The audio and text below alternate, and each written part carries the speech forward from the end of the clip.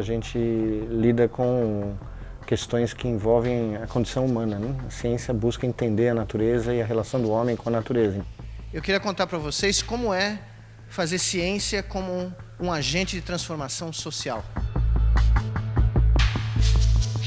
Dominar os meios de produção do conhecimento é, sim, parte da democracia do século XXI. Ela tem que ser parte da democracia, senão ela não existe, senão a democracia não existe.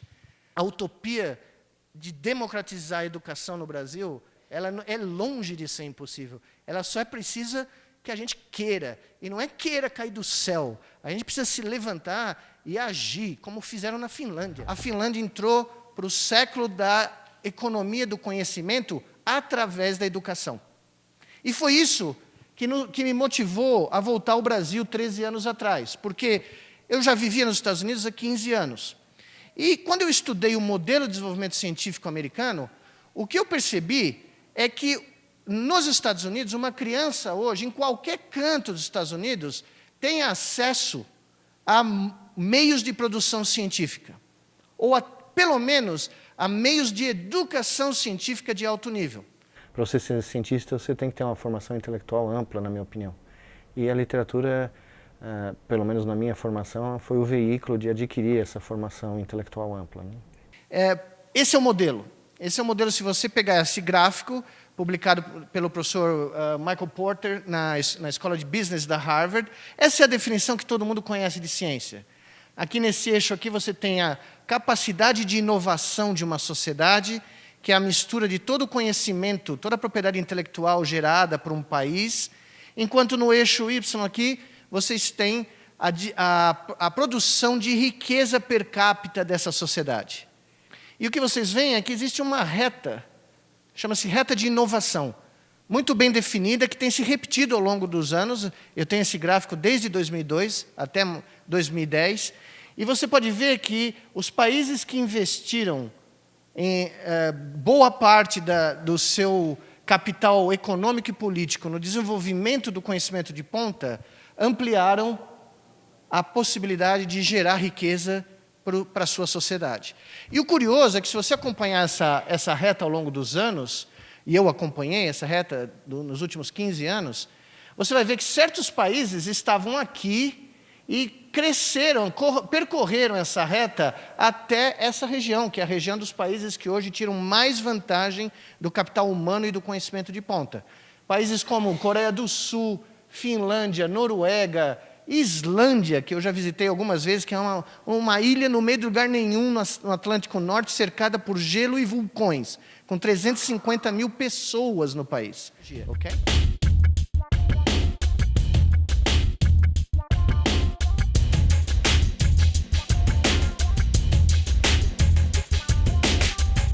O Brasil é um dos 10 maiores consumidores de inovação. Não é à toa que todo mundo aqui, se caísse um cara de Marte, pousasse no Brasil e fosse fazer um relatório para Marte, como é que nós nos comportamos, o relatório seria mais ou menos assim.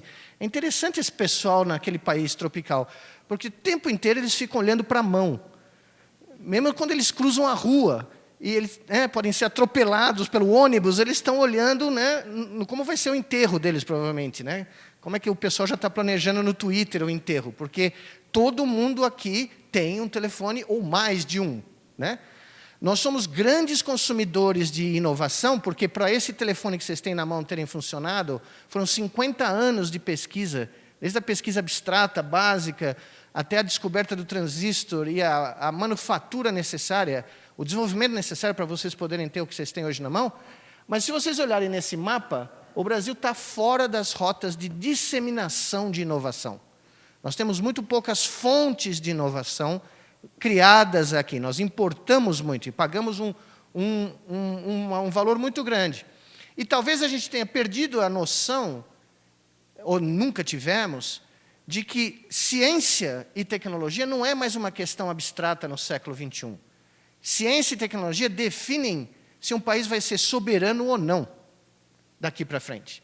Porque talvez vocês não saibam, mas com um puxão de um cabo lá onde eu moro, nos Estados Unidos, a internet é desligada nesse país, porque nós não dominamos nem os satélites, nem as fontes dos servidores.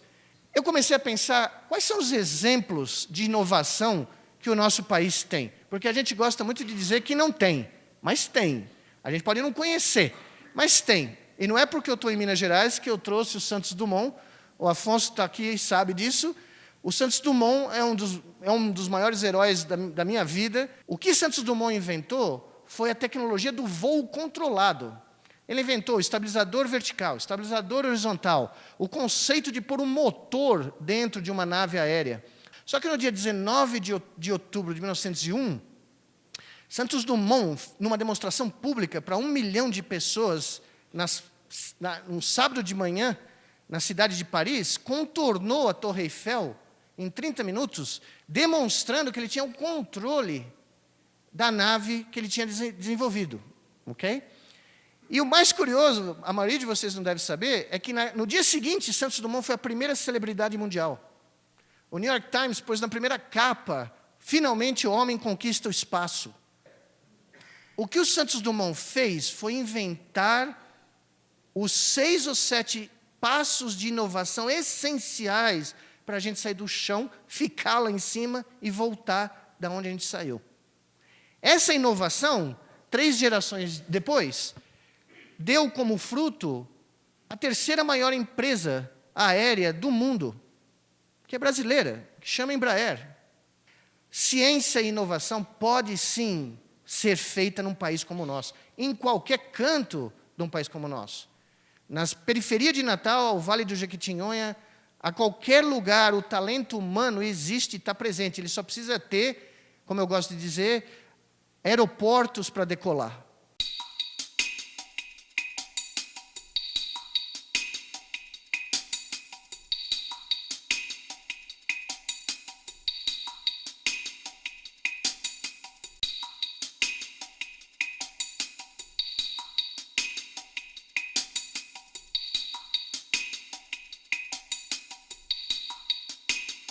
Começamos a criar toda a infraestrutura para trazer neurocientistas do Brasil e do mundo inteiro para trabalharem nessa região. Esse é o primeiro prédio que nós construímos. Esse é um centro de primatologia em macacos, de neurociência em macacos, onde, inclusive, daqui saiu um trabalho que foi publicado em uma das maiores revistas 2 anos atrás, com uma nova técnica para tratamento da doença de Parkinson. E, por incrível que pareça, depois de ser criada lá no meu laboratório da Duke, ser feita aqui em macacos no Brasil, já existem 50 pacientes no mundo que estão usando essa técnica com resultados extremamente positivos. Ou seja, nós começamos a mostrar que era possível fazer ciência de alto nível no meio da periferia de Natal, na cidade de Macaíba. Mas mais importante do que fazer ciência, a nossa proposta era muito mais abrangente do que essa. Eu tinha estudado os trabalhos desse professor de economia, o professor Heckman, que ganhou o prêmio Nobel, e o que ele mostrou para ganhar o prêmio Nobel foi um estudo de várias escolas, várias políticas públicas americanas, que demonstraram que, ao longo da vida de um indivíduo, se você calcular qual é o retorno que uma sociedade ou governo tem de investimentos feitos na vida desse indivíduo, políticas públicas, o maior retorno são em programas de 0 a 3 anos. E aí foi o pulo do gato de um projeto que não existe em lugar nenhum do mundo, que nasceu aqui no Brasil e que é conhecido entre nós como Educação para Toda a Vida, porque ele começa no nosso campus com o pré-natal das mães dos nossos futuros alunos. Ou seja, como neurocientistas, nós sabemos que o cérebro é formado intraútero. A fase mais importante de constituição do cérebro ocorre na gravidez materna.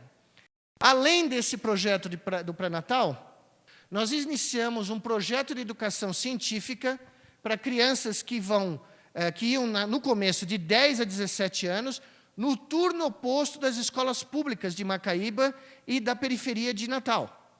1.500 crianças por ano iam de manhã na escola pública e, à tarde, eles vinham para uma das 2 escolas que nós criamos no Rio Grande do Norte e, mais tarde, uma escola na Bahia, no sertão da Bahia. Só que nas nossas escolas não existe aula teórica. Nas nossas escolas, tudo é feito em laboratórios. As crianças aprendem fazendo, aprendem experimentando. As crianças são as nossas parceiras, elas são protagonistas da própria educação. Esse aqui é o nosso programa do Jovem Cientista, porque nós começamos a lidar com 1.500 crianças por ano, 11 mil crianças em uma década, e de repente nós começamos a descobrir Santos Dumont em cada esquina. Molecada com talento, com uma proficiência natural para ser cientista, assustadora. O que nós fizemos? Levamos eles para o Instituto de Neurociência. Tem menino de 15 anos que veio desse programa educacional que registra neurônio como eu registro, que é autor de trabalho internacional antes de ir para o ensino médio. Se vocês tiverem mais 5 minutos de paciência, eu queria falar só de um pouco da ciência, porque a gente também faz ciência lá. E sem os laboratórios do Instituto de Natal, nós não teríamos feito isso aqui. Essa aqui é a representação, não no Brasil, mas da Scientific American, uma das maiores revistas de divulgação científica do mundo, da qual eu tenho a honra de ser membro do corpo editorial há quase 8 anos.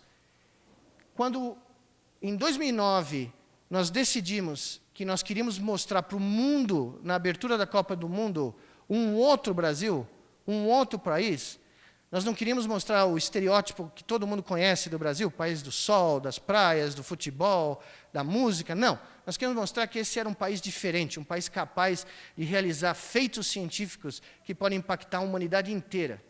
Quando foi anunciado esse plano, quando o Brasil ganhou a Copa do Mundo, e eu sugeri que nós fizéssemos uma demonstração científica, a Scientific American me pediu um relatório do que eu queria fazer com os meus amigos do mundo inteiro, e quando esse relatório foi levado à Scientific American, ele foi colocado numa lista dos 10 experimentos no limite da ciência moderna. Ninguém aqui falou disso, mas o mundo inteiro viu isso. Bom, quando eu descobri que nós íamos ter a chance de realizar isso, nós criamos esse projeto, que é chamado Andar de Novo, Walk Again em inglês, e a minha única saída para fazer isso funcionar foi pegar o meu celular e começar a ligar para todos os amigos que eu tenho no mundo inteiro. Engenheiros, cientistas da computação, matemáticos, roboticistas, neurologistas, pessoal de reabilitação. Nós tínhamos até um filósofo que fez parte do projeto.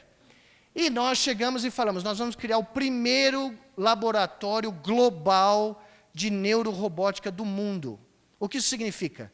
Nós arregimentamos laboratórios em São Paulo e Natal, claro, no Brasil, mas laboratórios nos Estados Unidos, na Alemanha, na França, na Suíça, de tal maneira que por 18 meses esse laboratório funcionou 24 horas por dia, 7 dias por semana, não teve Natal, final de ano, carnaval, nada. A gente ia dormir no Brasil, os europeus pegavam e começavam a trabalhar. Os europeus iam dormir na Europa, os americanos na Califórnia pegavam e começavam a trabalhar. Ou seja, nós tínhamos uma operação contínua ao redor do planeta para construir isto aqui. O primeiro exoesqueleto, a primeira veste robótica capaz de ser controlada pela mente, capaz de ser operada por uma pessoa paralisada, no caso, 8 pacientes, vários deles com mais de uma década de paralisia por lesão medular. No caso do Juliano Pinto, que realizou o chute da Copa, 2/3 do corpo do Juliano são paralisados, do meio do peito para baixo. E, claramente, nós chamamos ele de Brasil Santos Dumont. Esse é o 1 que deu o pontapé da Copa. Nós temos 2 mais, já estamos no 3. Como Santos Dumont, a gente cria um balão por ano, né? Nós estamos criando um exo por ano. E, basicamente, esse exo tem várias invenções. Uma das mais importantes é o fato de que ele tem essa pele artificial colocada na sola do pé do sapato do exo. De tal maneira que, quando o exo toca no chão, vocês vão ver agora, um sinal de pressão é gerado, que são transmitidos, como os pacientes não têm sensibilidade do corpo por causa da lesão, nós criamos uma blusa com elementos que vibram e que recebem esses sinais de pressão e são aplicados na pele do braço. Ou seja, a gente transmitia a informação do movimento da perna, do encontro do chão, para o braço do paciente. E quando a gente ajustou os parâmetros de intensidade e velocidade desse sinal, nós conseguimos iludir o cérebro dos pacientes e criar um membro fantasma, uma sensação de membro fantasma. Ou seja, o paciente andava e falava, meu Deus, eu estou sentindo as minhas pernas andando, eu estou sentindo o chão. Eles ficaram tão bons nisso, que não só eles conseguiam controlar cada perna com um lado do cérebro, mas eles conseguiam dizer para nós se eles estavam andando na grama, em areia ou no asfalto da rua. A maior surpresa não foi na abertura da Copa. Todos vocês pensam que foi a abertura da Copa, mas não foi. A maior surpresa foi um mês depois, no exame neurológico de rotina. Nós fomos examinar os 8 pacientes que tinham treinado, porque todos eles tinham treinado e estavam aptos a fazer essa demonstração. E o que nós encontramos? Em média, os pacientes recuperaram sensibilidade abaixo do nível da lesão em 5 segmentos do corpo. Faz 2 anos que nós começamos a treinar com esses pacientes. Hoje, em dezembro, nós fizemos o teste neurológico de novo. 80% deles passaram de paralisia completa para paralisia parcial. O cérebro está aprendendo novamente a andar. O cérebro está aprendendo a achar caminhos para recuperar a função, porque nós treinamos o cérebro, embutimos no cérebro novamente a noção de ter pernas e de querer caminhar. Em 2004, dia 7 de março de 2004, eu dei uma palestra em Natal, na abertura formal do projeto do Campus do Cérebro, do Instituto Internacional de Neurociências de Natal, dizendo que o nosso maior objetivo, 12 anos atrás, era fazer com que nunca mais os nossos Santos Dumont, os nossos doidivanos, inventores, sonhadores, utópicos, tivessem que ir embora do Brasil para realizar os seus sonhos. A minha promessa, junto com os meus colegas, foi que, a partir de então, o nosso objetivo seria permitir que no nosso campus e no nosso país, essas aventuras doidivanas que mudam a humanidade se realizassem aqui, sobre a luz do Cruzeiro do Sul. E é com muito prazer que hoje, ao mostrar que de vez em quando as utopias chegam ao fim e são realizadas, é com muita honra e muito prazer voltar aqui a Minas Gerais para dizer que hoje os nossos Santos Dumont podem sim voar sobre a luz do Cruzeiro do Sul.